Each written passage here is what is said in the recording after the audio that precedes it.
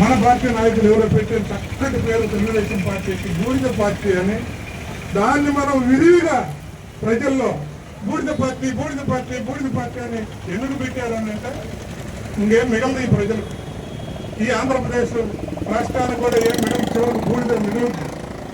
ఈ కమ్యూనిస్టు పార్టీలు, Marxist party, మన పార్టీ మనకున్నటువంటి ఆయుధాలతోటి ఈ దుర్మార్గమైనటువంటి